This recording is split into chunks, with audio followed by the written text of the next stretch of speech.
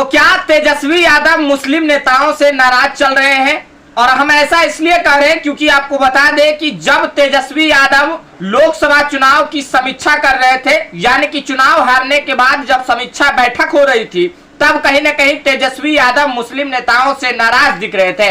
ऐसा हम इसलिए कह रहे हैं क्योंकि आपको बता दें कि सिवान लोकसभा हो या तो फिर अररिया लोकसभा हो या पूर्णिया लोकसभा हो, इन सब सीटों पर तेजस्वी यादव की करारी हार से कहीं ना कहीं तेजस्वी यादव मुस्लिम नेताओं से नाराज दिख रहे हैं।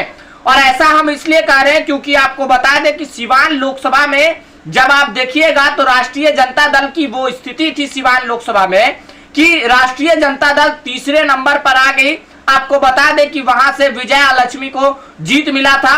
और उसके बाद आपको बता दें कि देखिए हिना साहब जब चुनावी मैदान में निर्दलीय के तौर पर आए तो हिना साहब दूसरे नंबर पर थी और कहीं ना कहीं अवध बिहारी चौधरी तीसरे नंबर पर चले गए। और यही कारण है कि तेजस्वी यादव ने मुस्लिम नेताओं से सवाल कर दिया है और तेजस्वी यादव ने कहा है, इस बात के लिए कहीं ना कहीं समीक्षा बैठक हो रही है कि सिवान लोकसभा में अब्दुल बारी सिद्दीकी हो या कारी शोएब हो एमएलसी, ये सब प्रचार में क्यों नहीं गए, ये सवाल भी उठ रहा था बैठक में। और कहीं ना कहीं कहा जा रहा था कि सिवान के अंदर मुस्लिम वोट जो है वो खिसक कर हिना साहब के साथ चला गया। और उसके बाद कहले अब देखिए पूर्णिया लोकसभा में भी कहीं ना कहीं मुस्लिम वोटर जो थे वो पप्पू यादव के साथ खड़े दिखे। और कहीं ना कहीं इन सब लोकसभा क्षेत्र में मुस्लिम वोटर का खिसकना आरजेडी के लिए टेंशन बढ़ चुका है। आपको बता दें कि जिस तरीके से पूर्णिया लोकसभा, सिवान लोकसभा और अररिया लोकसभा में तेजस्वी यादव की हार हुई है, वैसे लग रहा है कि तेजस्वी यादव की सबसे बड़ी टेंशन इन सब लोकसभा सीटों पर हार की है। या तो फिर कहले नवादा लोकसभा, गया लोकसभा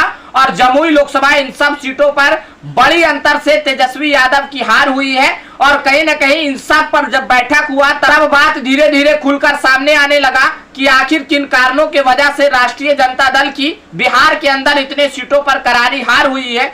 अब जो है तेजस्वी यादव समीक्षा बैठक करने में लगे हुए हैं, किस कारण से हार हुआ, क्या कमी रह गया था। और कहीं ना कहीं तेजस्वी यादव अब इस बात को समझ चुके हैं कि कहीं ना कहीं मुस्लिम वोटर जो है वो खिसकता जा रहा है। अब जो है तेजस्वी यादव फिर से A to Z की बात कर रहे हैं। तो क्या लगता है कि फिर से MY समीकरण के साथ आरजेडी यानी कि राष्ट्रीय जनता दल बिहार के अंदर आने वाला विधानसभा के चुनाव में अपनी तैयारी को फिर से वहीं से शुरू करेंगे जिस राजनीति पर लालू यादव ने चलना शुरू किया था, यानी कि MY समीकरण के साथ लालू यादव की सरकार बिहार में आई थी। तो क्या फिर से MY समीकरण के साथ तेजस्वी यादव 2025 का चुनाव जीतना चाहते हैं, या तो फिर यह आने वाला वक्त ही बताएगा। और यह तो देखना होगा कि किस समीकरण के साथ 2025 के विधानसभा के चुनाव में तेजस्वी यादव चुनावी मैदान में आते हैं, या तो फिर वही फार्मूला A to Z वाला रहेगा। और अब देखना है कि किस तैयारी के साथ विधानसभा के चुनाव में चुनावी मैदान में उतरते हैं। हालांकि आपको बता दें कि कई नेता ऐसे हैं जिन्होंने अपनी बात को खुलकर रखा है और बता दिया है कि किस कारण से राष्ट्रीय जनता दल की हार हुई है। और अब राष्ट्रीय जनता दल का सबसे बड़ा मुद्दा यह है कि राष्ट्रीय जनता दल किस तरीके से 2025 के विधानसभा के चुनाव में जीत दर्ज करे। अब देखना होगा कि क्या 2025 के विधानसभा के चुनाव में तेजस्वी यादव को जीत मिलता है या नहीं भी मिलता है, यह तो आने वाला वक्त ही बताएगा। फिलहाल आज के लिए इतना ही। अगर इस वीडियो को YouTube चैनल पर देख रहे तो हमारे चैनल को सब्सक्राइब कर ले। अगर इस वीडियो को Facebook पेज पर देख रहे तो हमारे पेज को फॉलो कर ले। कमेंट बॉक्स में अपनी प्रतिक्रिया जरूर दे। मिलते हैं अगली वीडियो में, तब तक के लिए जय हिंद, जय भारत।